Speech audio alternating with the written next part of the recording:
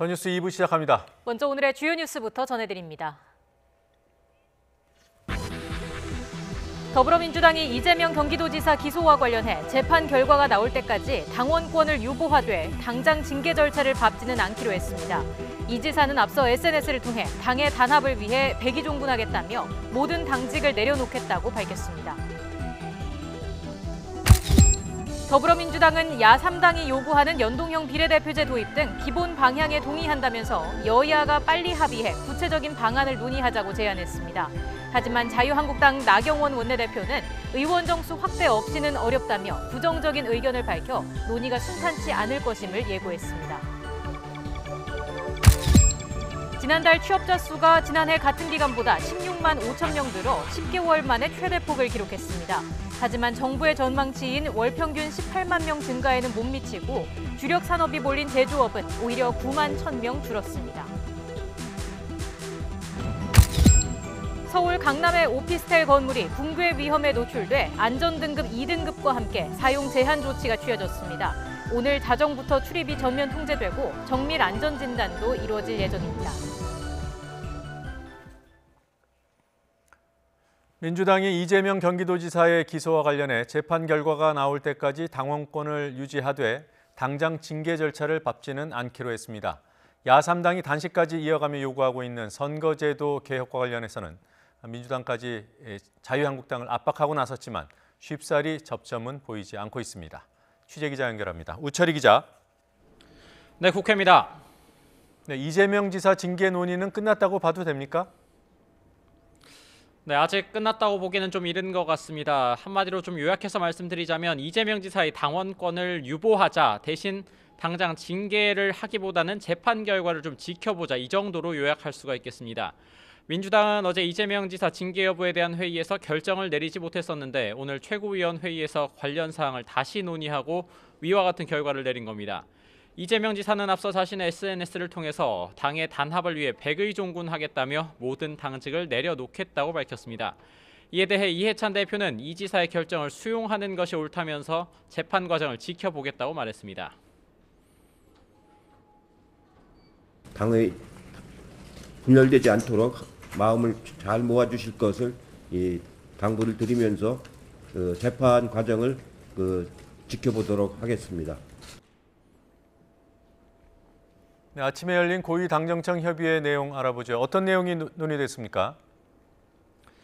네, 최근 얼마 전이죠. 내년도 예산안이 국회를 통과했는데요. 이 예산에 대한 내년도 집행 방향과 최근 잇따른 국가 기반시설 사고에 대한 대책들이 논의가 됐습니다.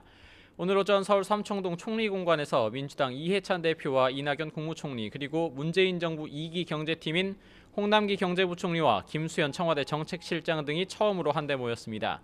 당정청은 먼저 내년 상반기에 예산 70%를 배정해 역대 최고 수준의 조기 집행을 실시하기로 했습니다. 특히 일자리와 도로, 철도 건설 등의 사회 간접 자본 SOC 사업은 집중 관리 분야로 선정해서 지난해보다 높은 수준의 조기 집행을 독려하기로 했습니다. 이어 KTX 탈선과 KT 화재 등으로 인한 국민 불안을 해소하기 위해 완벽한 복구와 보상, 원인 진단과 재발 방지 대책을 마련하기로 했습니다. 철도조사위의 조사 결과에 따라 사고 장애 책임자를 문책하고 감사원, 국토부 감사를 통해 철도공사의 유지 보수, 안전관리 시스템 전반에 대한 적정성을 검토하는 한편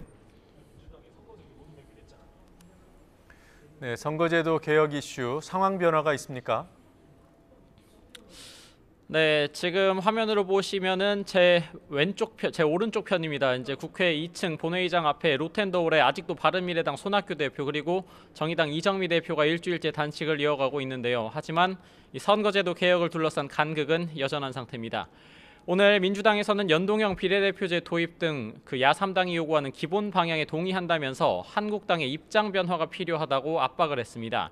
하지만 한국당 나경원 신임 원내대표는 오늘 YTN 라디오에 출연했는데요. 부정적인 의견을 밝혀서 앞으로의 논의가 순탄치 않을 것임을 예고했습니다.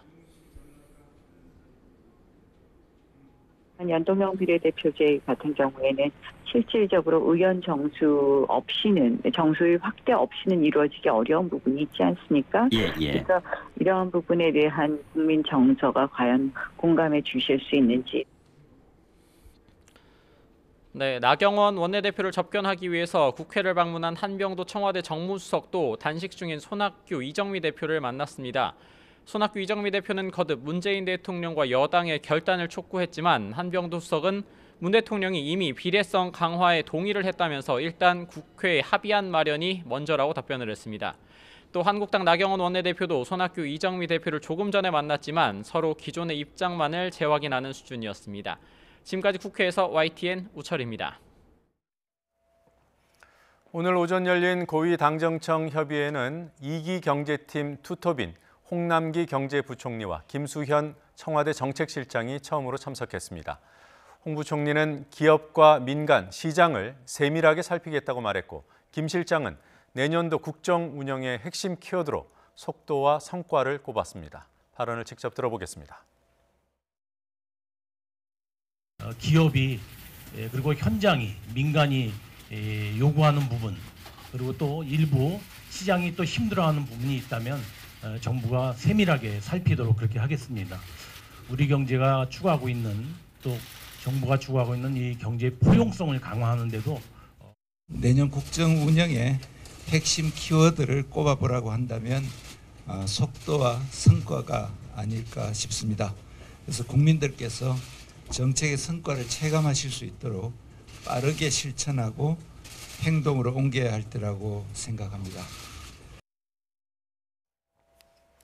지난달 취업자 수가 16만 명 넘게 증가하면서 오랜만에 회복세를 보였습니다. 하지만 주력 산업인 제조업에서는 취업자가 오히려 줄었고 실업률도 9년 만에 최고로 나타나 회복세가 이어질지는 아직 미지수입니다. 취재기자 연결합니다. 김평정 기자.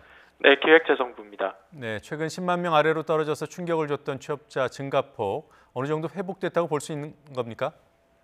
네, 취업자 증가폭이 오랜만에 10만 명 이상을 나타냈습니다. 지난달 취업자 수가 지난해 같은 기간 대비 16만 5천 명 증가한 건데요. 지난 1월에 33만 4천 명 이후 10달 만에 최고치입니다. 또 지난 7월에 5천 명, 8월에는 3천 명까지 떨어지며 충격을 준 이후로는 5달 만에 증가폭이 10만 명 이상을 회복했습니다. 가장 낮았던 8월에 3천 명과 비교하면 증가폭이 55배나 커졌습니다. 산업별로 보면 보건업과 사회복지 서비스업에서 16만 4천 명, 정보통신업에서 8만 7천 명, 공공행정에서 3만 2천 명이 늘었습니다. 네, 수치로만 보면 어느 정도 회복세 이렇게 보입니다만 문제는 그 실업률이 여전히 높게 나오고 있고 또 고용 회복세가 앞으로 지속될 수 있을까 이런 거 아니겠습니까? 네, 그렇습니다. 지속할지 여부는 아직 더 지켜봐야 한다는 분석이 많습니다. 분명 최근의 수치보다는 회복세를 보인 것은 맞지만 원래 정부의 전망치인 월 평균 18만 명 증가에는 못 미치는 수치고 주력 산업이 몰려있는 제조업에서는 취업자가 오히려 9만 1,000명 감소했습니다. 또 15살 이상 인구 가운데 취업자가 차지하는 비율인 고용률은 61.4%로 지난해 11월과 같은 수준을 나타냈고 실업률은 3.2%로 나왔는데 11월 기준으로 지난 2009년의 3.3% 이후 9년 만에 가장 높은 수치를 기록했습니다. 이와 함께 흔히 체감 실업률로 불리는 확장 실업률은 15살에서 29살 사이 청년층에서 21.6%로 나타나 관련 통계 작성이 시작된 2015년 이후 가장 높은 수치를 나타냈습니다. 지금까지 YTN 김평정입니다. 서울 강남의 15층짜리 오피스텔 건물이 붕괴 위험에 노출돼 안정등급 2등급과 함께 사용 제한 조치가 취해졌습니다. 이에 따라 오늘 자정부터 출입이 전면 통제되고 정밀 안전 진단도 이루어질 예정입니다. 취재기자 연결돼 있습니다. 오승엽 기자. 네, 서울시청입니다. 사용 제한 조치 내려진 건물 어떤 건물입니까? 네, 강남구 삼성동에 있는 대종 빌딩입니다. 강남구청은 붕괴 위험에 노출된 이 대종 빌딩을 시설물 안전에 관한 특별법상 3종 시설물로 지정하고 이를 고시했습니다. 강남구는 지정 이후로 2층 중앙기둥 2개 가운데 1개가 완전히 파괴돼 내력을 전혀 받지 못하는 상태이고 2층 기둥 하부와 1층 기둥에 균열이 발생해 건물 전체 안전에 문제가 심각하다는 점을 들었습니다. 또 진동 등 이상 하중이 가해질 경우 매우 위험한 상태라며 안전등급 최하위인 2등급을 부여했습니다. 관련 법상 2등급은 심각한 결함으로 인해 시설물 안전에 위험이 있어 즉각 사용을 금지하고 보강 또는 개축해야 하는 상태입니다. 강남구는 이에 따라 오후 2시부터 건물 사용자와 소유주 등을 상대로 현재 상황을 설명하고 있는데요. 이 자리에서 사용 제한 조치를 통보할 예정입니다.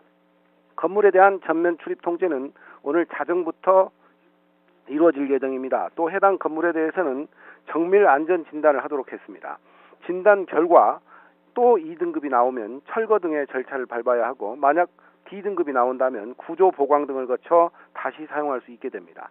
이 건물은 지상 11개 층 90여 개 업무용 오피스텔과 4개 층 대형 사무실이 있고 지하에는 주차시설과 함께 식당, 주점 등이 입점해 있습니다. 지금까지 YTN 오승엽입니다. 6개월간의 계도 기간을 끝으로 이제 새해부터는 주 52시간 근로제를 위반한 기업은 형사처벌을 받게 됩니다. 업무 시간이 줄어든 경영계는 대안으로 탄력 근로제 확대를 요구하고 있지만 노동계가 반발하면서 논의는 제자리 걸음입니다. 최아영 기자가 보도합니다. 주 52시간 근로제가 도입된 지 5개월째.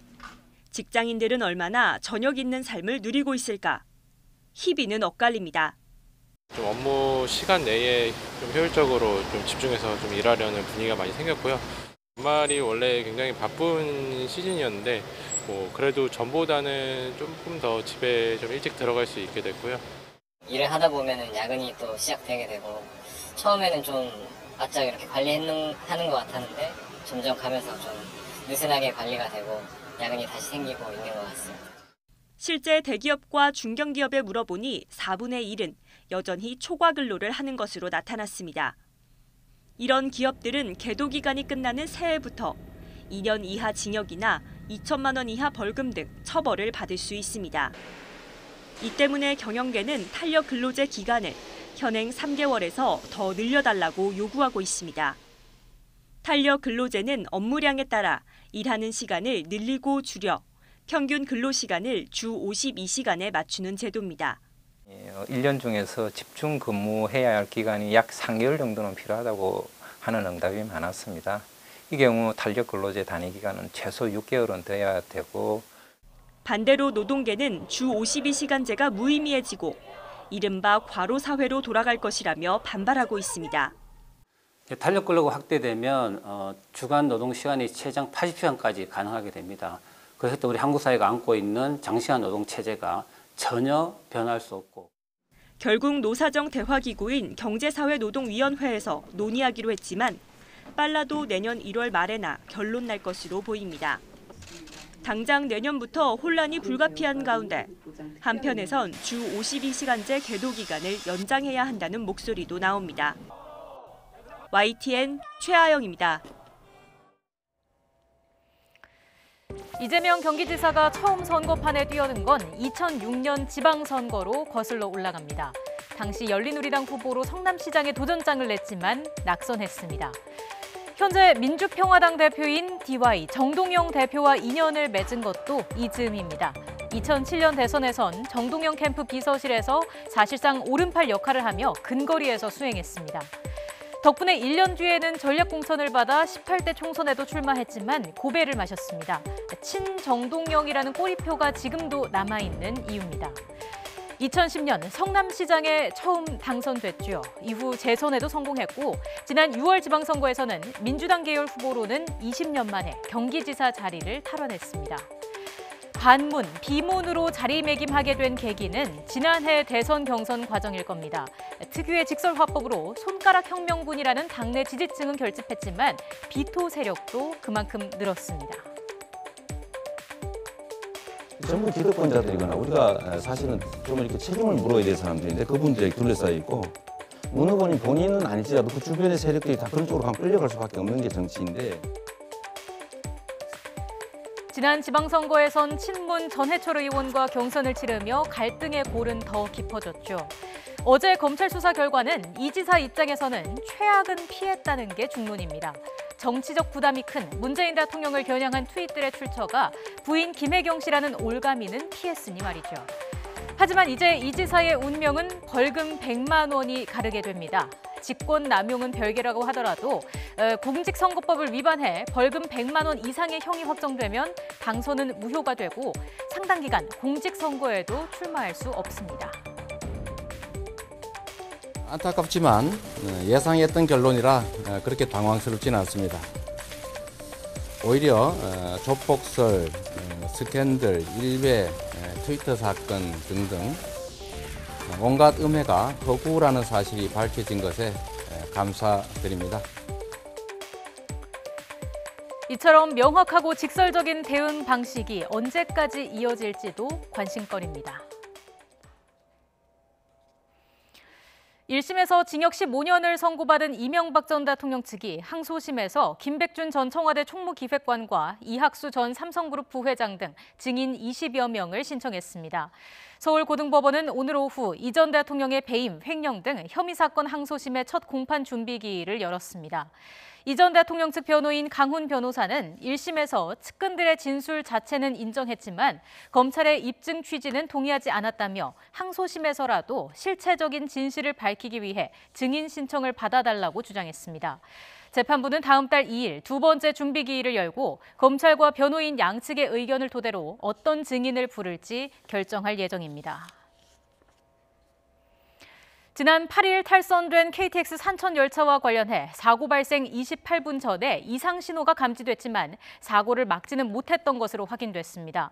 국회 국토교통위원회 소속 자유한국당 이현승 의원이 코레일 등으로부터 확보한 사고 당시 관제 녹취록을 보면 사고 28분 전 강릉역 인근 선로 전환기에서 고장이 났다는 신호가 감지된 것으로 나타났습니다. 하지만 당시 경보 시스템과 연결된 주변 선로 전환기 회로가 뒤바뀌어 끼워져 있어 정확한 문제 지점을 찾을 수 없었고 이에 현장에 급파된 초기 대응팀은 예정된 열차 운행이 가능한 것으로 판단했던 것으로 드러났습니다. LG U+ 하청업체 노동자들이 비정규직 철폐를 요구하며 고공농성에 돌입했습니다. LG U+ 비정규직 지부 수석부지부장 등 2명은 오늘 오전 서울 강변북로 한강대교 북단에 있는 높이 40m 철탑에 올라 농성을 벌이고 있습니다. 비정규직 지부 노동자들은 LG U+ 측에 홈서비스 센터 직접 고용을 촉구하며 본사 앞에서 14일째 단식 농성 중입니다. 일본 교토는 주민들이 요즘 잔뜩 화가 나 있습니다. 몰려드는 관광객 때문이 아니라 시의원들이 달고 다니는 비싼 금배지 때문입니다. 도쿄에서 황보연 특파원이 전해왔습니다. 일본 교토시 의원들이 달고 다니는 지름 14mm, 무게 10g의 금배지. 순도 91.6%의 22금으로 국화 모양을 만들고 한가운데 100금으로 시 상징을 새겨 넣었습니다. 개당 제작비는 우리 돈으로 60만 원이 넘습니다. 도금한 15만 원짜리 일본 국회의원 배지 가격과 비교하면 무려 4배 정도 비쌉니다. 국회와 지방의회를 통틀어 금배지 가격으로는 부동의 1등입니다.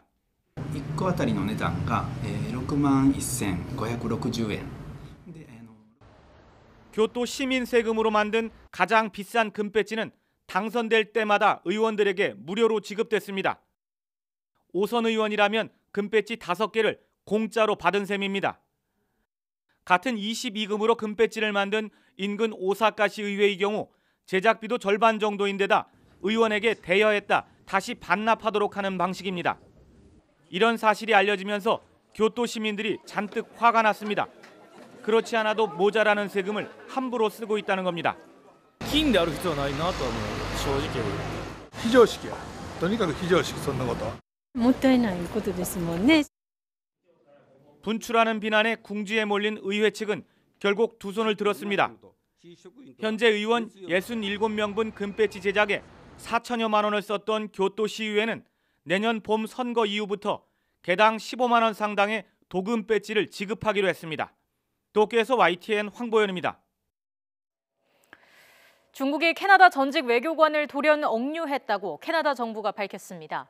캐나다가 미국의 요청으로 화웨이의 멍한저우 부회장을 체포한 데 따른 보복 조치였다는 분석이 나오고 있습니다. 김원배 기자가 보도합니다. 전직 캐나다 외교관 한 명이 월요일 밤 중국에서 구금됐다고 랄프 구데일 캐나다 공공안전부 장관이 밝혔습니다.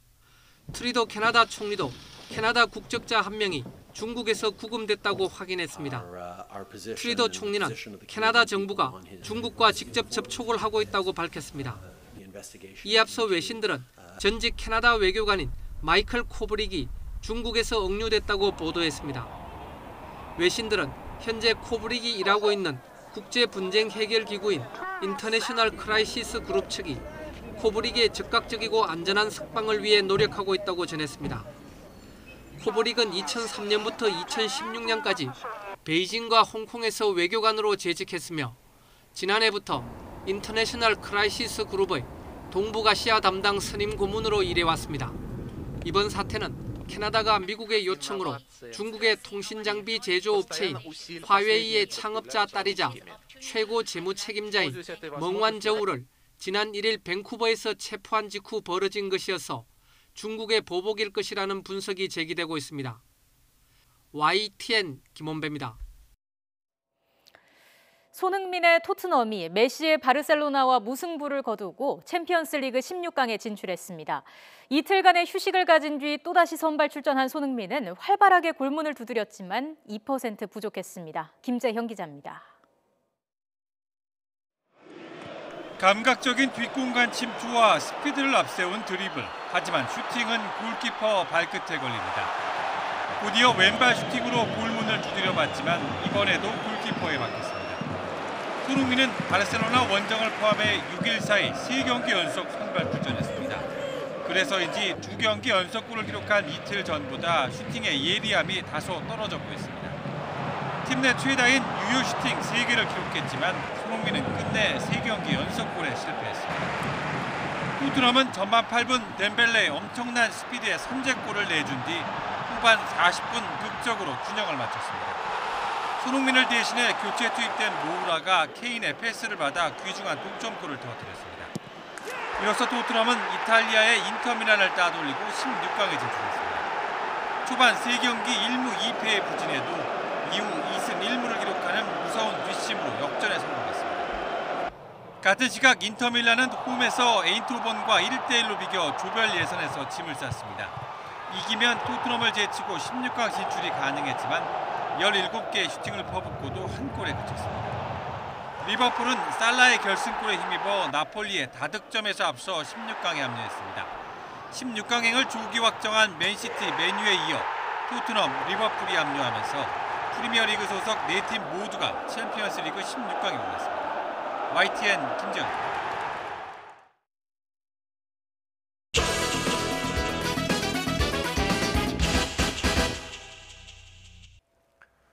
자유한국당의 원내사령탑이 바뀌었습니다. 당대표가 없는 상황이기 때문에 원내대표의 비중이 더 클 수밖에 없습니다. 나경원 신임 원내대표는 당내 계파 갈등을 끝내고 문재인 정부의 실정을 맡겠다고 합니다. 친박과 비박, 수당과 복당파가 공존하는 자유한국당의 현실에서 통합이 뜻대로 이루어질지 전망해 보겠습니다. 자유한국당 장제원 의원 나와 계십니다. 어서 오십시오. 안녕하십니까. 네, 안녕하세요. 어제 나경원 의원이 3수 끝에 당선됐습니다. 그렇습니다. 네, 결과 어떻게 보셨습니까? 저희가 사실 예산 정국 때문에 네. 자다가도 꿈에 예산이 나타나요. 아침에 일어나면 오늘은 예산 뭐 해야지 정도로 예산이 한 2달 정도 빠져 있어가지고 사실은 당내 속살, 그러니까 우리 정치판에서 실제로 깊숙하게 들어가서 어떻게 이게 형성이 되는지 잘 모릅니다. 그래서 제가 오늘은 자세한 얘기 좀 드리기 힘들 것 같고 다만 어쨌든 이 문제는 우리 의원들의 어떤 결론이기 때문에 우리 의원들이 나경원 원내대표의 성공을 위해서 단결하고 화합해서 잘 될 수 있도록 화합해야 된다. 그것만은 분명해 보이고 그 표심도 이제는 계파 청산 이쪽으로 나타나지 않았나 생각이 듭니다. 네. 직전 이제 김성태 원내대표 체제 그리고 나경원 원내대표 체제 어떤 점이 가장 다를까요? 다 틀리죠. 다 틀립니까? 정말 두 분은 틀린 분이에요. 생각도 틀리고 이념도 틀리고 정치하는 방식도 틀리고 계파도 틀리고 계파는 원래는 지지했던 계파 이번에 선거에서는 좀 틀렸죠. 근데 어쨌든 김성태 원내대표는 사실 굉장히 당이 어려울 때 원내대표가 됐습니다. 당 지지율이 한 자릿수에 머물 때 당대표가 돼가지고 우리 의원들 사이에서 이런 말을 합니다. 야당 원내대표로 최적화된 인물이었다. 그래서 우리 당이 야성을 보이지 못했는데 사실은 우리가 지지율이 많이 떨어진 상황에서는 투쟁하기가 힘들거든요. 근데 어느 누구보다 앞장서서 투쟁을 해서 당 지지율도 올리고 야성을 회복한 그런 어떤 결기를 보여줬던 1년이고요.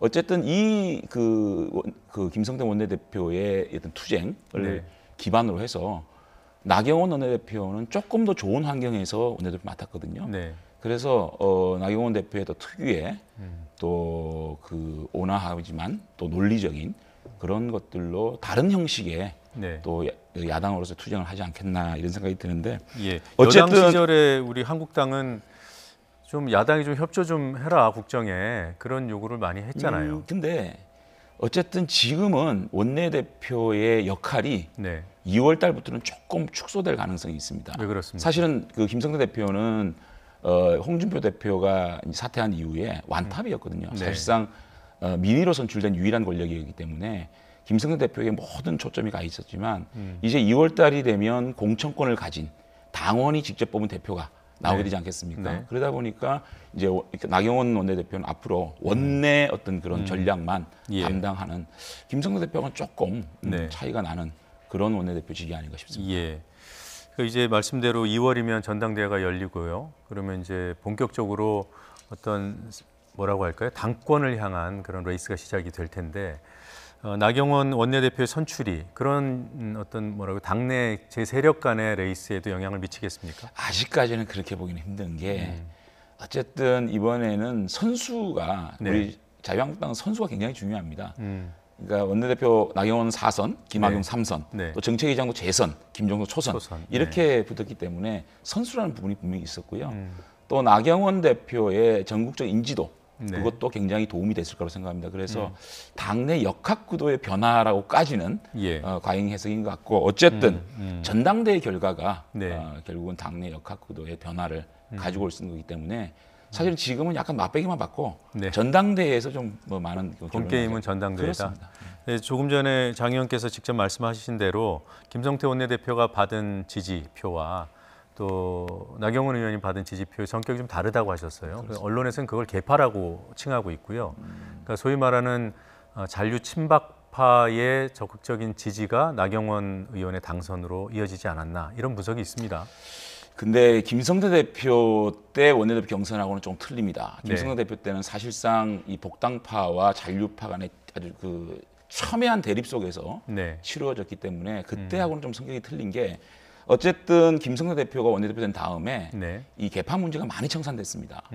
사실은 뭐 김성태 대표가 뭐 이게 복당파 중심의 인사를 했다고 하지만 네. 정책위장도 사실상 친박이었고요. 네. 원내수석 부대표도 윤재욱 의원은 친박이었거든요. 네. 그다음에 대변인도 거의 잔류파였거든요. 김성태 대표 자신이 복당파였기 때문에 사실상 탕평 인사를 했기 때문에 네. 지금까지는 개파 문제가 많이 해소된 상황이었고 네. 다만 문제는 뭐냐면 나경원 원내대표의 핵심 지지층 네. 이번에 원내대표를 민 그 핵심 지지층 있지 않겠습니까? 이분들이 소위 말하는 목소리 큰 친박들이기 때문에 이분들이 이제 어떻게 보면 나경원 원내대표를 좀 그 자신의 개파가 유리한 방향으로 압박을 할 수도 있는데 네. 제가 볼 때는 나경원 원내대표의 성향상 거기에 휘둘리지는 않을 거다. 그래서 아. 앞으로 첫 인사라든지 이런 걸 지켜보면서 개파 종식이 나경원 원내대표에서 좀 더 종식이 선언될 수 있는 그런 네. 토양이 만들어졌으면 좋겠다는 생각을 합니다. 네, 당 밖에 있는 탈당파들 이제 복당 얘기가 나온 지는 꽤 됐어요.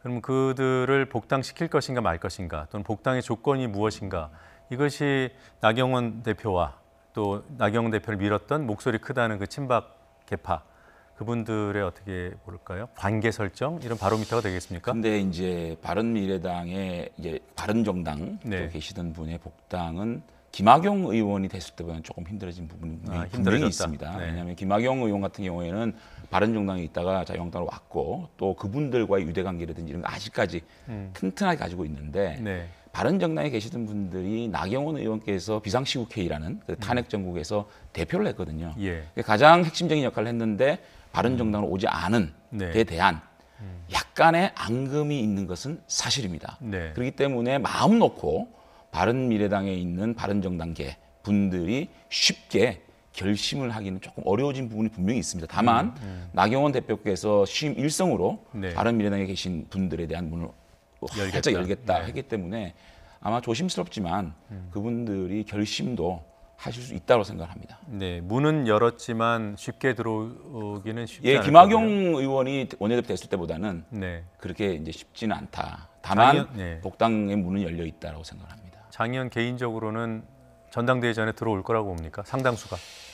좀 지켜봐야 될 겁니다. 왜냐하면 그 분들 중에서도 다양한 성향이 있습니다. 바른미래당에서 자유한국당 오겠다는 확고한 생각이 있는 분이 계시고 또 관망하는 분이 계시고 절대 오지 않겠다는 분이 계시기 때문에 그거는 조금 더 시간을 한 분에 두면서. 대해서만 더 여쭤보죠. 유승민 의원은 어떻습니까? 지금 당장은 쉽지 않을 거라고 봅니다. 네, 당장은 쉽지 않다. 전당대회 전에는 못 온다고 보시는군요.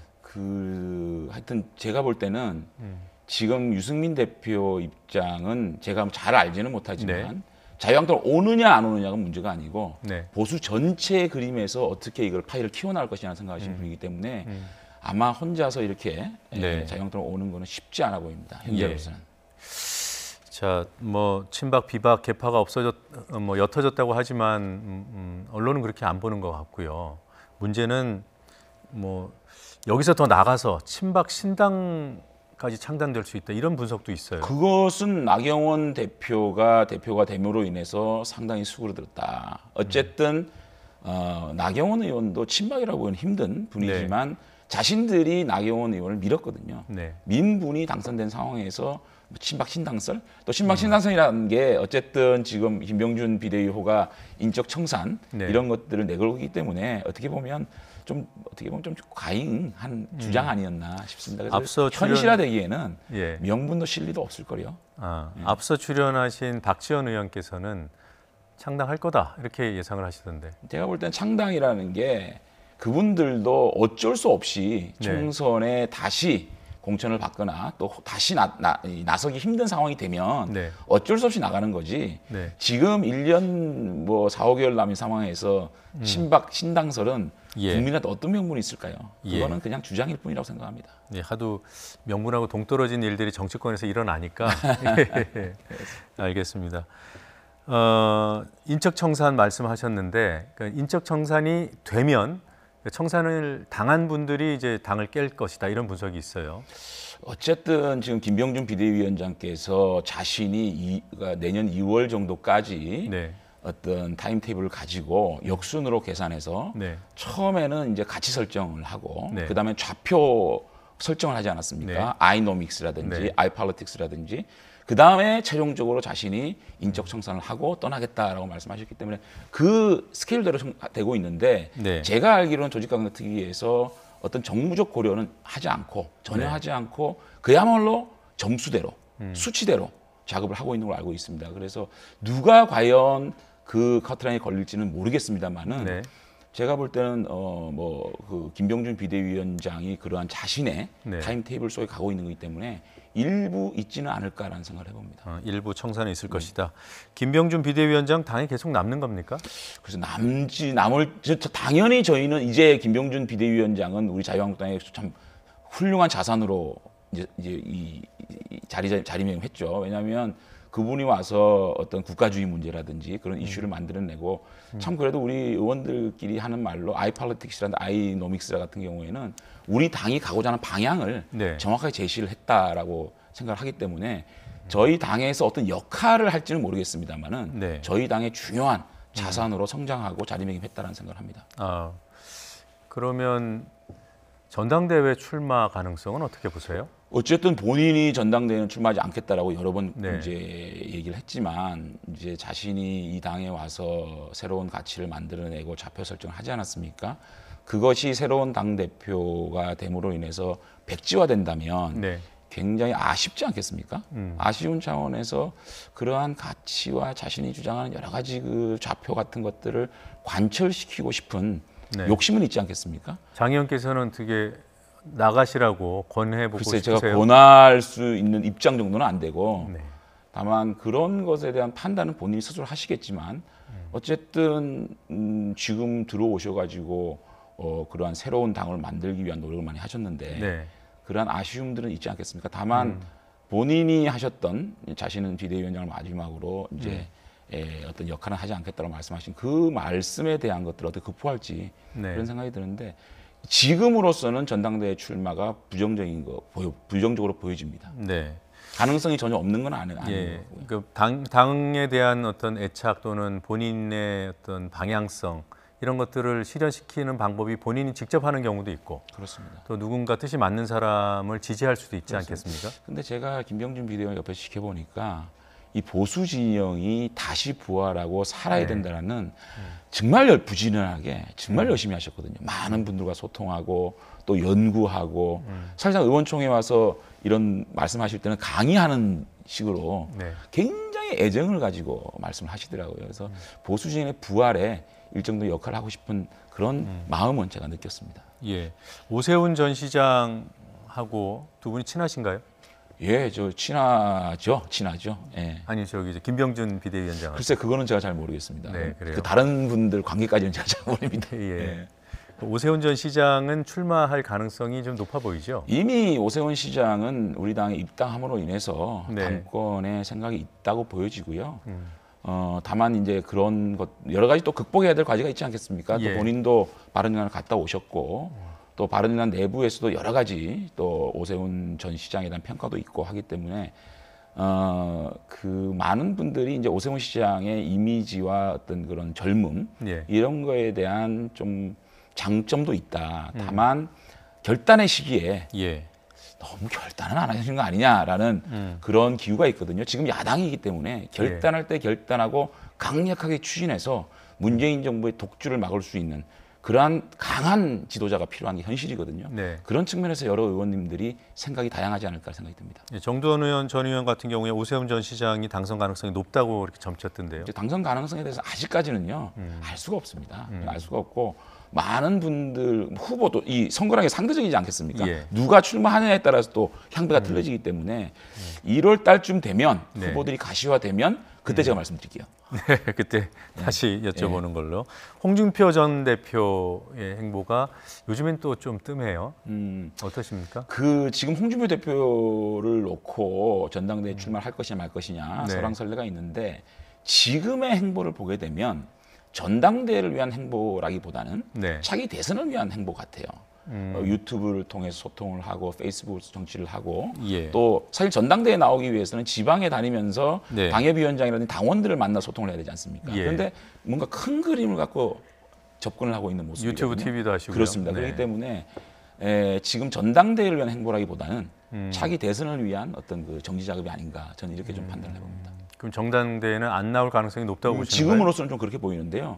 또 가변적이지 않겠습니까? 후보가 누가 가셔야 되냐에 따라서 선택이 틀려지는데 어쨌든 지금으로 봐서는 전당대회 출마보다는 차기 대선에 더 관심이 있어 보입니다. 그러니까 오세훈 전 시장과 홍준표 전 대표 등이 전당대회에 출마해 주는 것이 한국당 입장에서는 어떻습니까? 흥행에 도움이 된다고 보세요? 아니면 오히려 여론의 반감이 커질 것 같습니까? 글쎄요. 어쨌든 지금으로서 봐서는 후보들이 좀 가셔야 될 것 같아요.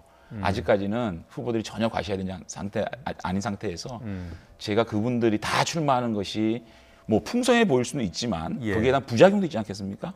그 부작용에 대해서도 생각해봐야 되니까 조금 더 있어봐야 그런 것들이 좀 나타날 것 같습니다. 어느 분이 부작용이 좀 많습니까? 글쎄요, 제가 그건 알겠습니다. 제가 얘기한 분들 중에는 있습니까? 부작용이라는 거는 모든 후보가 부작용이 있죠. 그분이 나왔을 때의 부작용이 있기 때문에 한 분을 놓고 부작용이다, 순작용이다 얘기하기. 안 물어볼 걸 그랬습니다.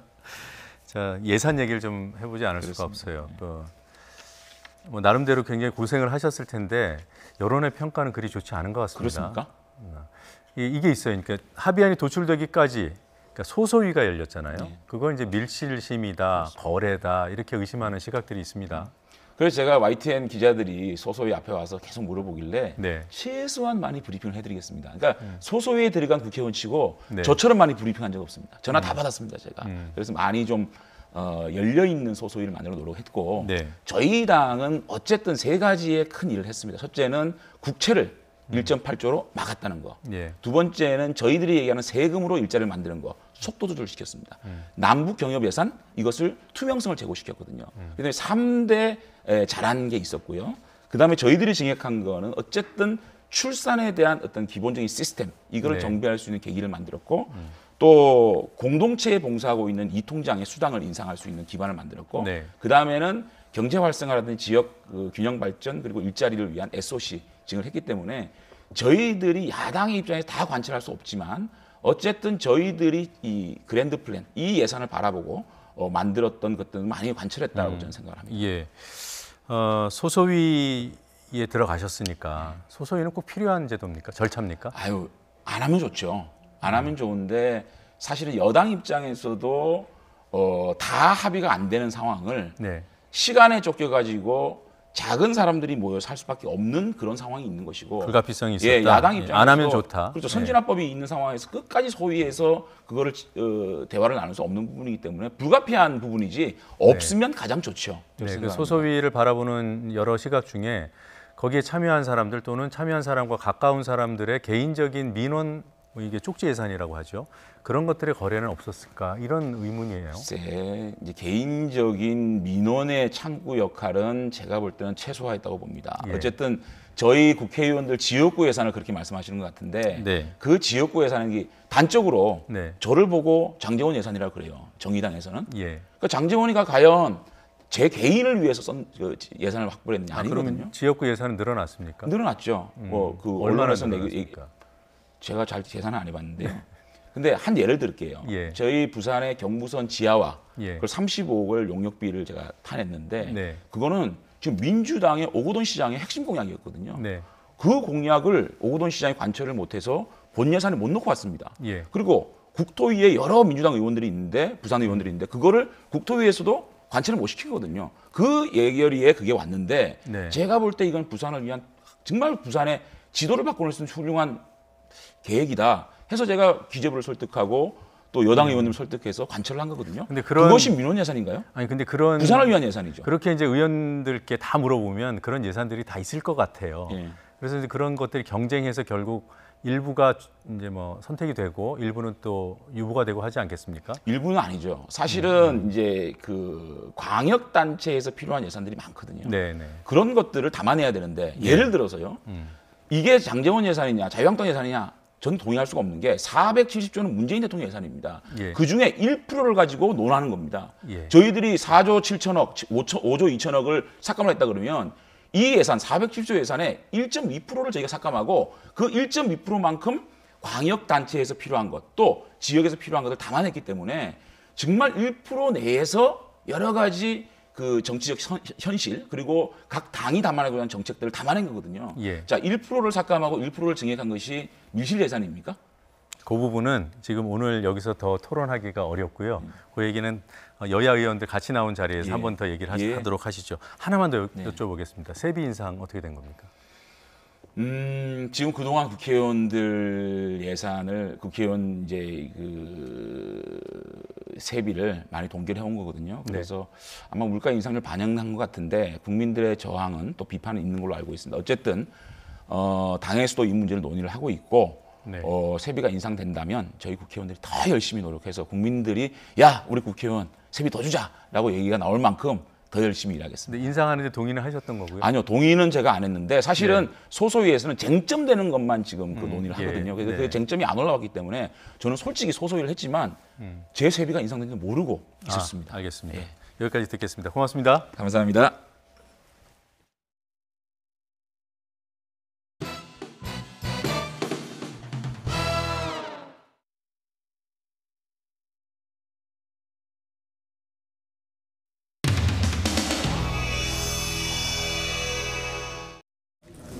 그런데요, 의원님께서 나경원 의원님 이제 나오신 걸 보고 오리지널 비박 게임 때 친박표를 얻으려고 한다라는 좀 비판을 해주신 적이 있는데요.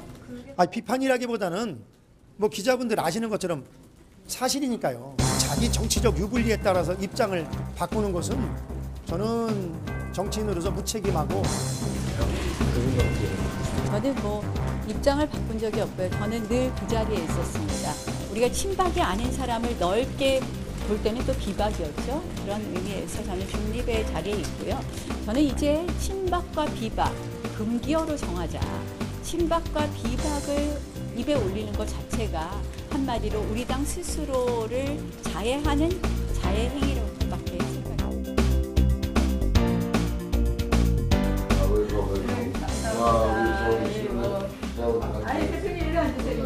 그리고 말이야 무슨 뭐 탄핵 개파 이런 얘기 그만해. 그러니까 탄핵 근데 이 아니 한번 물어봅시다. 내가 탄핵 실적 중에 하나가 들어가 있어. 나 하영시킬 때 나는 그 배우가 누군지 알아. 박근혜 대통령이나 이런 탄핵을 자기 정치 이용해 먹는 놈들이 있어. 날파리 같은 놈들이. 지금 지금 어느 시점인데 어느 국면인데 그래 박근혜 대통령도 탄핵도 그래 자기 정책 이용해 먹으려고 그러나? 그런 기생충 같은 놈들은 이제 없어져야 돼. 분명히 경고하는 거라고. 아니 그러니까 탄핵을 말도 안 되는 이야기가. 아니 내가 탄핵 친척 중에 한 명으로 사형식을 당해야 돼? 그러니까 이제 저는 이게 무슨 자다가 봉창 두드리는 얘기냐고 이게. 그러니까 저는 이제는 탄핵 정명기 의원 한번 얘기해봐. 이런 게 왜 이러는 거야? 아니 봐보세요. 탄핵62적이라고 하던데. 자유적에 같이. 아니 정명기 의원도 62적에 들어가. 찬성표도 좋다고. 난 이런 거 같아. 정진석 의원 7적이면 나는 5적 안에는 들 것 같은데.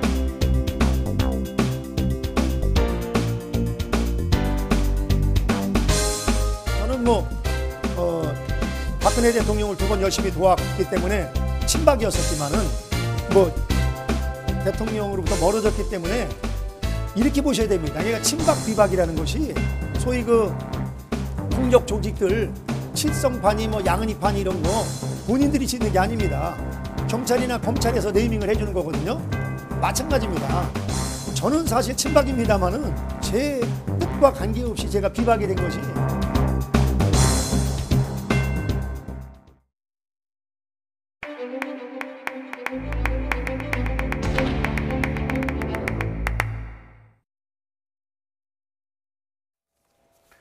네, 매주 수요일 이 시간에는 현안에 대한 언론 보도를 점검하면서 정치권 움직임을 평가하고 분석해 봅니다.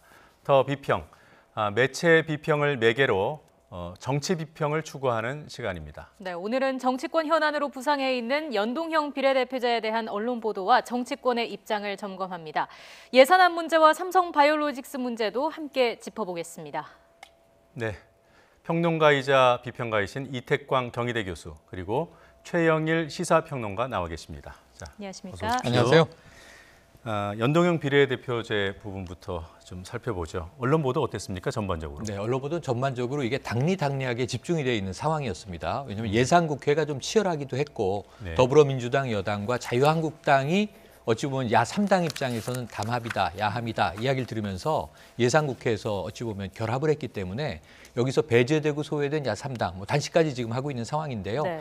이 관점에서 이 5당의 격도를 중심으로 이야기를 하다 보니까 여기서 야3당이 내건 조건이 연동형 비례대표제가 좀 일종의 야3당의 당리당략으로 폄훼된 경향성이 나타났다. 이건 좀 비판해야 될 지점입니다. 그런 내용에 대해서 어떤 점이 중요한 건지 이런 보도는 부족했다고 보시나요? 네, 그러니까 사실 이게 거슬러 올라가면요. 헌재에서 지금 소선거구제 불합치 판정 난 거부터 중대선거구제로 개편되는데 어떤 부분이 핵심적으로 중요한가?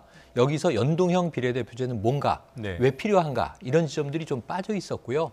대부분은 의석이 늘어나게 되어 있다. 그래서 여러 의원들이 발의한 안이 300석을 유지하는 안부터 370석 안까지 있는데 그러니까 이 의석이 는다는 것에 초점이 있었고요. 이 내용이 국민들에게 어떤 부분에서 이롭거나 해로운지는 조금 분석은 많이 떨어졌던 것 같습니다. 예, 당리로 몰아가지 않았나 이런 부분 언급해 주셨는데 교수님께서는 그 연동형 요구를 의석수 늘리기 목적으로 몰아간 거 아닌가? 이 부분에 대해서 어떻게 생각하십니까? 전체 언론 보도가 이제 한국에서 정치권에 대한 보도들이 대체로 반정치주의를 약간 조장하는 쪽이 많이 있는데 이분도 역시 마찬가지였어요. 사실 연동형 비례제가 왜 이야기되고 있는지에 대한 우리 최 평론가님 말씀하셨지만 그 이유를 잘 짚어주지 못했다는 생각이 들고요. 말 그대로 그냥 지금 있는 정당들 간에 서로 이해관계의 충돌처럼 보이게 했고 특히 의석수 확대 문제는 굉장히 민감한 사안이죠. 그렇죠. 왜냐하면 이게 이제 과거에 대선 때도 논점이었고 실질적으로 의석수를 늘려야 된다는 쪽이 사실은 지금 더불어민주당을 비롯한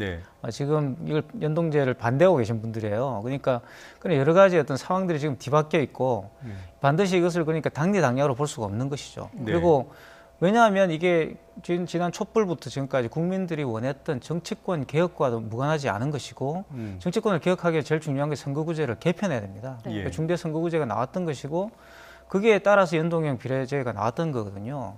한마디로 말하면 이거는 만약에 연동형이 된다고 한다면 지금까지 한국 이 정당 제도가 갖고 있던 여러 가지 문제점, 특히 양당 구도에 과대대표된 측면들이 있었잖아요, 그죠? 그리고 많은 어떤 국민들의 의사들이 국회에 반영되지 못한 점들, 쉽게 말하면 지금까지 대의제가 국민들의 의지를 반영하지 못한다라고 하는 많은 어떤 불만들을 해소할 수 있는 그런 정치적 개혁이죠. 그래서 이 정치 개혁이라는 측면이 부각되지 않고 기존에 있는 정치 세력들 간의 어떤 당리당략, 뭐 또 암투 뭐 이런 식으로 보도가 되었기 때문에 사실 국민들이 여기에 대해서 정확한 이해를 좀 하기 어려웠다 이렇게 볼 수 있죠.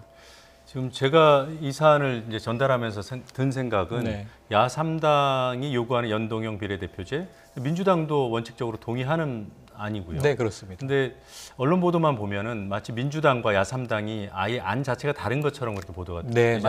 않았습니까? 그런데 이제 최근 보도를 보면 결국은 민주당도 받았죠. 받았고 국회 차원에서 연동형 비례대표제를 내년 2월 국회까지 시한을 박아서 처리하기로 합의했습니다. 다만 자유한국당은 예산안에는 이제 여당과 같은 보조를 맞췄지만 연동형 비례대표제는 우리는 반대하는 입장이다. 이건 일관적인 입장이에요. 보수정당으로서. 그래서 이 부분을 풀기 위해서는 민주당의 입장이 굉장히 중요한 대목이었는데 말씀하신 대로 툭 튀어나온 게 우리는 권역별 비례대표제였다. 그리고 이제 야3당은 연동형 비례대표제를 이야기하고 있다. 근데 과거에 보면 또 독일식 정당 명부제 비례대표제. 그러니까 이름이 난무하면서 굉장히 이게 서로 다른 것처럼 호도가 됐지만 결국은 정당을 지지하는 국민들의 의사를 어떻게 의석에 반영할까의 문제거든요. 물론 약간씩의 차이는 있습니다만 결과로는 또 비슷하게 그려집니다. 그래서 이 문제가 다르면 왜 다른지 그리고 추구하는 바가 같다면 어느 부분이 공통점인지를 분석적으로 다른 기사는 찾아보기 어려웠고요. 야3당도 좀 아쉬운 대목은 있는 것이 이게 단식에 초점이 맞춰졌습니다.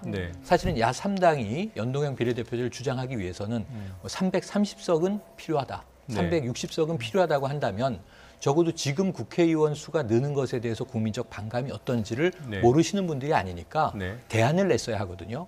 예산을 동결하거나 더 삭감하면서 이 의원들은 느리되 특권은 내려놓겠다. 근데 보도된 게 느닷없이 스웨덴 국회의원들을 보십시오라는 얘기를 먼저 하는데 우리나라 국회의원과 스웨덴 국회의원들의 간극이 왜 이렇게 다른지를 국민 설득을 하지 못했다는 점에서 야3당의 책임도 물어야 할 것 같습니다. 단식 말씀해 주셨는데 단식을 언론에서 너무 무비판적으로 보도한다. 뭐 이런 지적들이 일부 있긴 맞습니다. 하더라고요. 어떻습니까? 제가 YTN에 나왔을 때도 이 문제에 대해서 물어보는 게 자, 단식이 효과가 있습니까? 없습니까? 이렇게 물어보거든요. 근데 저 같은 경우에는 단식은 지금 국민적인 어떤 정치 수준에는 이건 재래식 방식이다. 효과가 없다. 이렇게 말씀을 드렸고요. 또 다른 패널께서는 아니다. 우리나라 정치에서 저런 이제 극단적인 어떤 수단이 결국은 통한다. 그런데 사실 지금 이 거대 양당은 부담을 가진 건 사실이거든요. 단식 자리까지 찾아와서 이해찬 민주당 대표 또 김성태 이제 자유한국당 원내대표가 만류하기도 하고 그런 모습이 연출이 되는데 결국은 이 단식 행태에 대해서도 조금은 우리가 객관적인 이 분석이 필요했는데 단식의 정치적인 의미를 오히려 90년대에 이 지금은 고 김영삼 대통령의 사례부터 또 단식의 정치사 이런 것들을 보도하게 된단 말이죠. 이것은 제가 보기에는 지금 이제 뭔가 소스를 끌어오기에는 좋지만 보도하기에는 굉장히 재미있는 자료들이 많지만 그때와 지금이 어떻게 다른지 정치 환경의 변화를 설명하지 않은 상태에서는 너무 단선적인 보도다 이런 생각을 할 수 있습니다. 이전에는 뭐 단식하면 굉장히 절실해 보이고 좀 극한 투쟁이고 좀 달라 보였습니까? 뭐 과거에야 이제 뭐 군사 정권도 있었고 군의주의 정권들이 있었기 때문에 말 그대로 이제 야성을 드러내기 위해서 단식을 한다든가 우리 최평원님이 어디선가 굉장히 중요한 말씀하셨어요. 동물국회라 말씀하셨는데 식물국회는 사실 아무 일도 하지 않는 국회지만 동물국회는 이제 싸우는 국회죠. 이제 그렇게 하면 상당히 또 박수를 받고 갈채를 받고 했습니다. 그게 이제 과거의 국회의 모습이었다고 한다면 사실 지금 연동형과 관련된 이런 그 정치 개혁의 문제도 그런 국회를 좀 하지 말자라는 거잖아요. 그 의석수를 늘리자는 것도 더 많은 사람들이 사실 정치에 참여할 수 있는 길을 열어주자는 것이고 특히 제가 볼 땐 지금 우리 국회의 가장 큰 문제점은 노화 현상입니다. 그러니까 너무 나이가 많아요, 정말. 그리고 젊은 분들이 이렇게 젊은 세대들이 이 정치를 하기에 너무나 어려운 구조가 지금 만들어져 있어요. 왜냐하면 양당 구조로 가고 있기 때문에 양당 구조 안에 들어가 줄서기를 하지 않으면 정치를 할 수가 없는 것이죠. 이렇게 상판을 만들어 놓고 젊은 세대가 정치적 발언을 하지 않는다는 등 이런 말을 또 계속 해온 것도 정치인들이었죠, 사실은. 이런 문제를 개혁하자라고 하는 것이 지금 이제 뭐 선거구제를 바꾸자는 것이고 연동 비례대표제를 도입하자는 것이고 이런 것이에요. 사실 뭐 지금 현재 이제 그렇다고 해서 뭐 개선이 안 된 건 아니지만 지금 현재 선거제도는 보통 우리는 이제 병립형이라고 그러죠, 그죠? 그래서 소선구제라 해서 각 이제 선거구별로 국회의원들이 나오고 그분들을 뽑고 문제는 뭐냐 그러면 그분들을 뽑지만 그분들과 1, 2등을 다투는 분들이 있습니다. 근데 그분들 표도 만만치 않거든요, 사실은. 그러면 나는 이 사람을 뽑지 않았는데 이 사람이 가서 국회에 가서 나의 의견을 대변한다는 것은 사실 성숙된 어떤 그 시민 정치 입장에서 보면 맞지 않는 이야기거든요. 그런 중요한 문제가 깔려 있는 것이 선거제도 개혁 문제 그렇죠. 아니겠습니까? 그렇습니다. 그런 면에서 이 야3당 일부 두 대표의 단식이 네. 뭐 방식은 좀 구시대적인지 몰라도 네. 여론을 환기시키는 데는 도움이 됐다 이렇게 네. 평가할 수 있지 않습니까? 자, 지금 그 말씀 효과는 분명히 있었다. 일정 부분 효과는 있었다. 이거 네. 인정하지 않을 수 없습니다. 제가 아까 이제 이 단식이라고 하는 방식에 대해서는 비판적인 관점을 가지고 있지만 네. 결과적으로는 우리 정치의 형식이 지금 또 그러한 부분을 일정 부분 가지고 있고 아까 말씀하신 대로 기성화된 부분이 여전히 남아 있고 또 언론 보도도 그것을 흥미 반 혹은 의미 반 부여를 해서 보도를 하고 있기 때문에 거기엔 또 시청자들이 반응을 하는 것이거든요. 예. 그래서 일정 부분 단식이라는 극단적인 투쟁은 효과가 있었다. 그 결과 결국은 이제 여당은 전환을 해서 네. 동일한 입장입니다. 그래서 저는 그 효과 부분에서는 일정 부분 평가할 수밖에 없다. 이렇게 여기서 말씀드려야겠네요. 이제 자유한국당 입장이 잘 전달이 안 된 것 같아요. 네네. 잠깐 소개해 주시겠습니까? 자유한국당은 입장 자체가 없었다라고 말씀드릴 수 있습니다. 왜냐하면 연동형 비례대표제는 우리의 관심이 아니다. 네. 그리고 이제 근데 민주당이 좀 억울하죠. 왜냐하면 연동형 비례대표제를 받을 준비를 하고 있었고 문재인 대통령도 최근에 여야정 상설 협의체에서 선거제도 개편을 꼭 이루어달라라고 정치권에 당부를 합니다. 그러니까 공약을 인식하고 있고 요구를 한 상황이에요. 근데 이런 건 다 없어져 버리고 민주당도 마치 자유한국당과 함께 반대하는 모양새로 그려진 것에 대해서 더불어한국당이라고 불렸죠. 억울할 수 있지만 이 여기서 자유한국당은 가장 이득을 많이 취한 입장입니다. 네. 사실 지금 소선거구제가 쭉 가야만 지금 현재 기득권을 유지할 수 있거든요. 그럼에도 불구하고 이 싸움에서 나서지 않고 어찌 보면은 팔짱 끼고 관망하면서 우리는 이 비례대표제 선거제도 개편에 대해서는 우리의 공약도 아니었고 우리는 여기에 반대하는 입장이다라는 한마디로 그 입장을 다 정리할 수 있겠습니다. 잠깐 말씀이 나왔는데 더불어한국당의 언론에 보도된 부분은 무리가 없었습니까?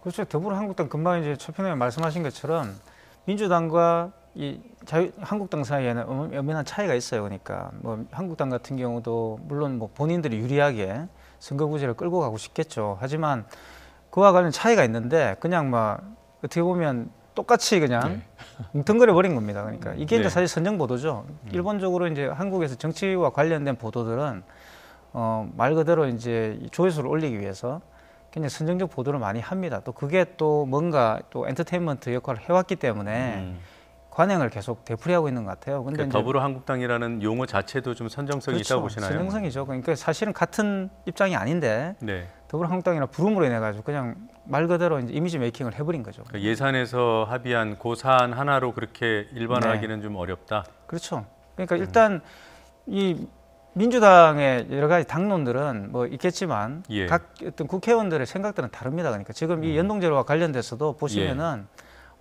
다 입장들이 달라요. 그러니까 어떻게 이제 의견을 제시하신 분도 있고 그래서 그런 부분들 다 일일이 보도를 해주고 사실 전체적으로 한국의 어떤 정치 개혁이 이루어질 수 있는 방향으로 여론이 형성되도록 하는 것이 언론의 역할이겠죠. 그런 측면에서요. 뭐 다른 부분들은 저희도 나름대로 열심히 좀 설명하려고 노력해봤는데 최근에 도농복합형 선거제가 나왔어요. 한국당의 입장인 것처럼. 맞습니다. 한국당의 입장인 것처럼 나왔고 이제 그러한 이 의견을 주장하는 의원들이 있는데 주로 농촌 지역을 대표하는 지역구 의원들입니다. 이건 지난번에 그 헌재에서 지금 선거구제에 대해서 헌법 불합치 판정, 인구 구조가 막 바뀌지 않았습니까? 이거 변경해야 한다. 그리고 중앙선관위는 중대선거제로의 변경을 권고안으로 냈습니다. 그러니까 이것을 합쳐서 보면 중대선거구제 비례대표제로 가는 것이 트렌드는 맞습니다.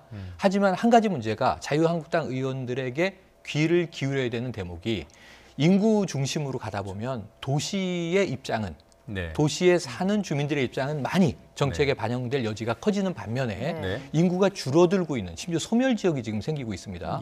이런 농촌, 어촌 지역의 이 입장은 의회에서 반영되기가 어렵다. 이 문제는 어떻게 해결할 것이냐. 그래서 지금 이 농촌과 어촌 쪽, 우리가 흔히 지방이라고 이야기하는 쪽은 도농에서 농에 해당하는 것이죠. 소선거구제를 유지하면서 그러면 주로 이제 도시 지역들, 도 지역에서는 중대선거구제를 도입하는 복합형 방식으로 가는 건 어떠냐라는 절충안이 나온 거죠.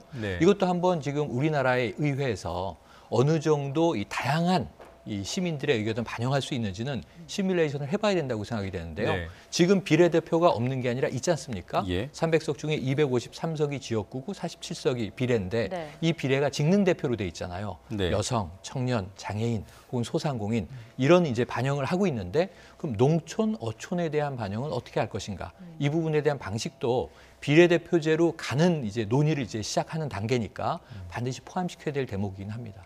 이 도농 복합형 선거구제에 대한 그런 설명을 보면요. 네. 지금 들어도 그렇고 그러면 뭐 TK 같은 경우에 농촌 지역이 많으니까 그렇습니다. 거기에서 유리한 지금 자유한국당 당선 유력할 것이다. 네. 그걸 이제 전제로 깔고 보면 네. 상대적으로 불리한 도시에서는 그럼 2, 3등도 되는 네. 중대 선거구를 한다. 그러면 지나치게 자유한국당에 유리한 방안이 아니겠냐라는 이런 지적이 그럴 있어요. 가능성도 있습니다. 그러니까 아까 제가 우리 요 코너 전에 장제원 자유한국당 의원이 나오셔서 예. 쪽지 예산에 대해서 굉장히 비판을 받고 있는데 장제원 예산 아니다. 예. 부산 예산이다. 이렇게 주장을 하세요. 예. 지금 자유한국당이 주장하는 일부가 주장하는 도농 복합형 선거제가 지금 그 두 가지 양면을 가지고 있는 거예요. 그 지역 주민의 의사를 반영하는 측면으로 보면 이것이 도농 복합형이다라고 이제 미화될 수도 있고 네. 또는 그 지역구 의원의 기득권 더 이제 뽑힐 수 있는 그 연임 가능성을 놓고 보면 충분히 그럴 여지가 있거든요. 네. 그런 측면에서 봤을 땐 이 두 가지가 충돌하는 부분인데 무엇이 더 대의냐, 무엇이 더 대승적인 의미냐 하는 것들은 이 제도를 검토하는 의원들과 향후에 이것을 추인하고 승인해야 되는 최종적인 의사결정자인 국민들이 네. 함께 뭔가 합의선을 만들어야 되는 대목으로 보여집니다. 의원들과 국민들이 함께 고민해 봐야 할 문제다라고 해주셨는데 교수님께서는 이 문제 어떻게 풀어야 된다고 보십니까?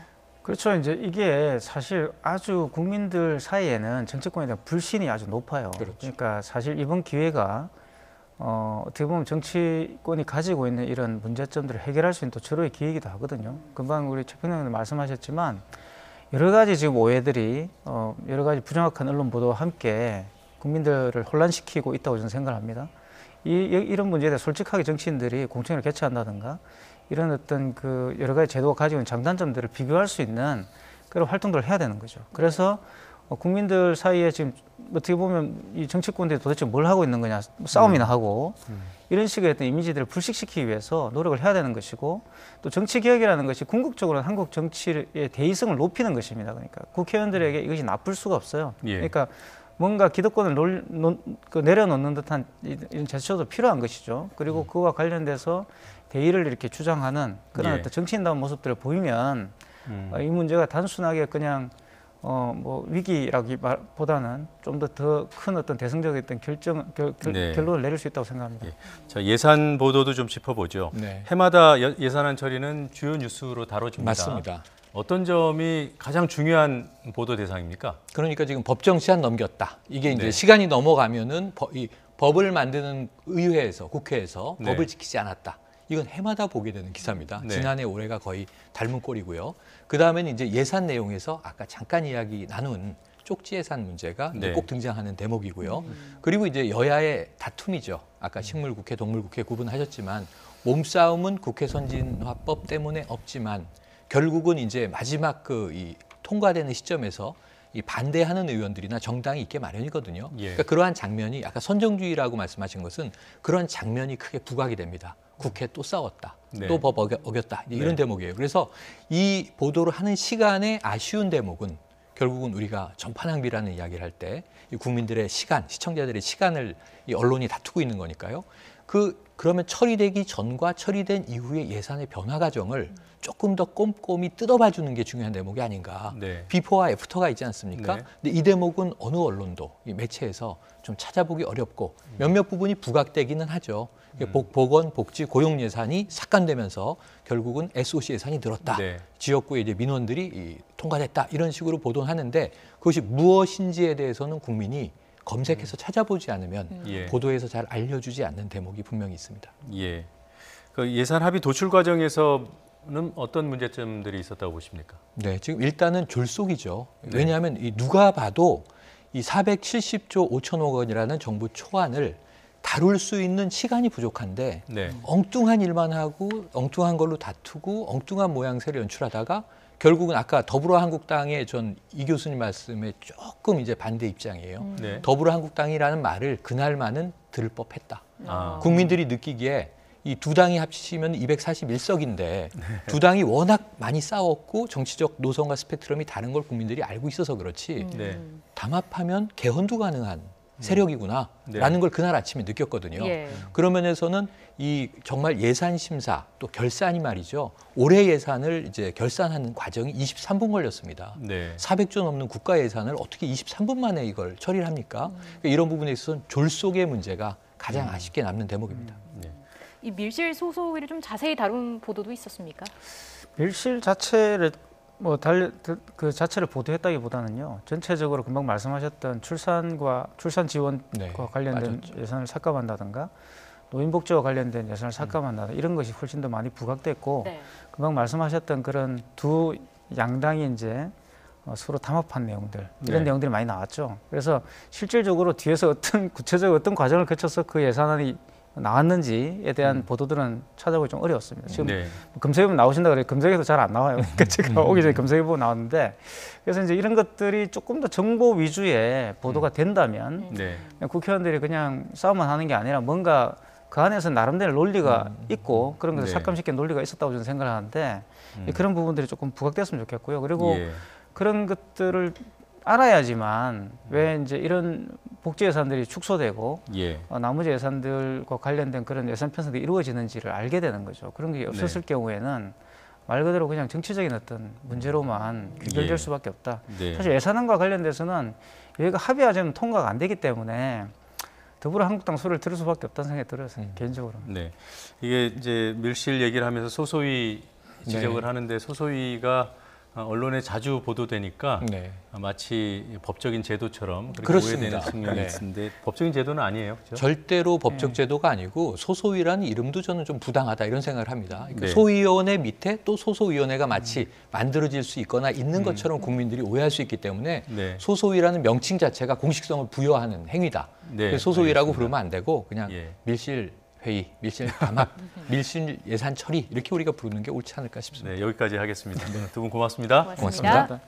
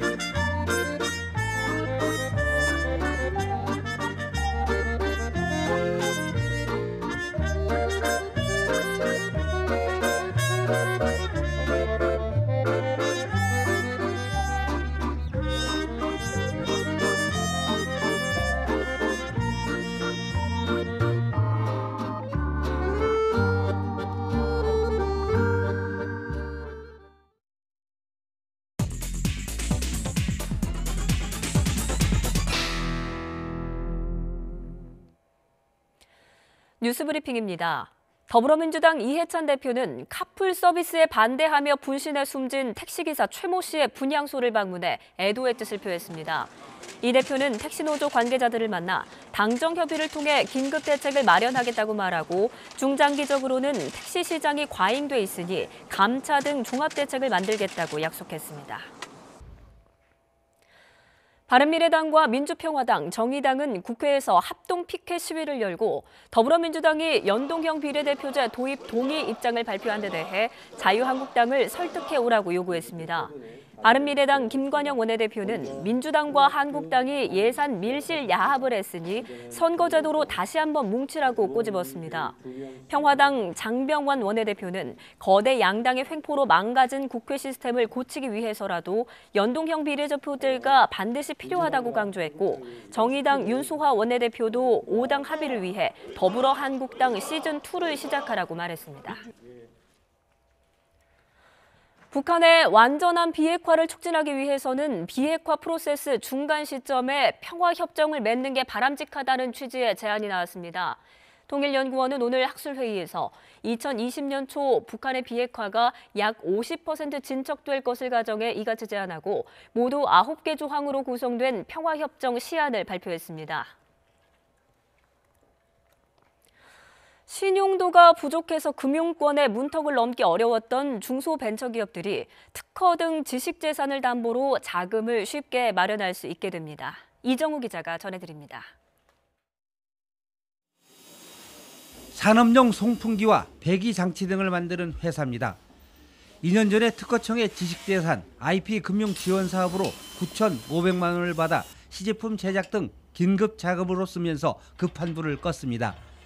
우수 기술력과 특허를 토대로 자금을 마련해 지난해 27억 원, 올해 53억 원의 매출을 올리는 등 성장세를 이어가고 있습니다. 개발에 상당한 자금이 필요합니다. 그래서 지속적으로 제품 개발, 그다음에 개량을 위해서는 자금이 필요하기 때문에 개발 관련된 그런 자금 소요가 가장 많다고 볼 수 있겠습니다. 특허청의 지식재산 금융 지원 사업이 기술력은 있으나 자금력이 부족한 기업들의 마중물 역할을 톡톡히 하고 있습니다.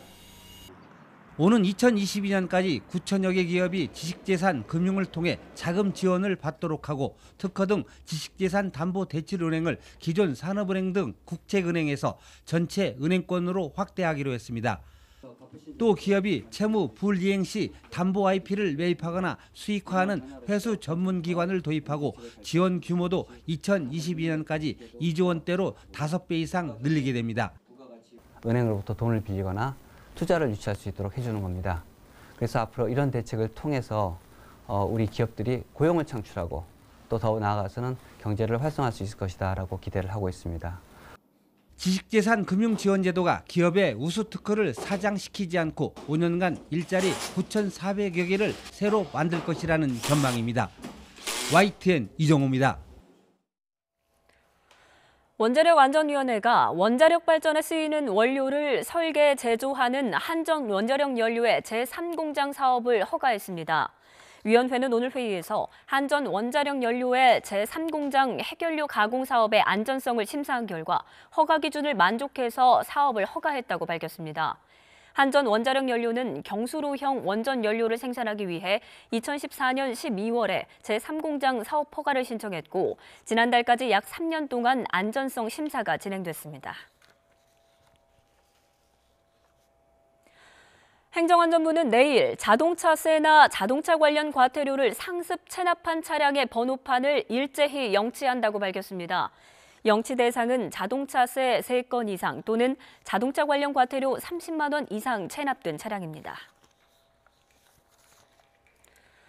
백범 김구 선생의 발자취가 인천에서 되살아납니다. 내년 임시정부 100주년을 맞아서 김구 선생의 항일 독립운동 역사를 재조명하는 사업이 활발해지고 있습니다. 이기정 기자의 보도입니다. 영화 속 청년 김창수, 일본인 장교를 살해한 치아포 사건으로 22살의 사형 선고를 받고 인천 감리서에 수용됩니다. 2차례 투옥과 강제 노역 등 고난의 여정은 김창수가 독립운동가 김구로 거듭나는 과정에 지대한 영향을 미칩니다. 그렇게 김구는 백범 일지를 통해 인천을 일생에서 가장 뜻깊은 곳이라고 회고합니다. 이것이 바로 22살의 백범 김구가 수감돼 복역하던 중 탈옥을 한 인천 감리서 자리입니다. 지금은 아파트가 들어서 원래의 모습을 되찾기 어렵지만 인천 축항과 주변의 답동성당 등 백범 일지와 역사 기록을 토대로 이 일대를 근대 역사 유적지로 정비할 예정입니다. 김구는 바로 이곳 감리서에 있는 인천 계양지장제에서 재판을 받게 되는데 3차례 신문 과정에서 김구가 얘기했던 것은 초지일관 국무보수였습니다. 인천 중구는 청년 김창수 역사거리 조성 사업을 통해 대표적 역사문화도시로 자리매김한다는 방침입니다. 김구의 도보 순례길을 개발하고 독립유공자 전시공간도 마련하기로 했습니다. 내년 2019년은 임시정부 수립 100주년이 되는 해입니다. 우리 중구는 청년 김창수가 백범 김구로 성장하는 발자취를 내새기고 이를 후손에게 널리 알리는 독립운동 역사문화 콘텐츠 개발 사업을 추진하고 있습니다. 중구 신포동 일대는 감리서 자리뿐 아니라 근대 역사 문화의 흔적이 남아있는 인천 계양장 문화주구입니다. 내년 광복절의 즈음에 백범의 발자취가 후손들에게 더욱 생생하게 다가올 것으로 기대됩니다. YTN 이기정입니다. 오늘 퇴근길도 옷 단단히 여미셔야겠습니다. 찬바람이 강하게 분다고 합니다. 내일 출근길은 눈 때문에 교통 상황 좋지 않을 것 같습니다. 자세한 날씨 기상센터 연결해서 알아보겠습니다. 권혜인 캐스터.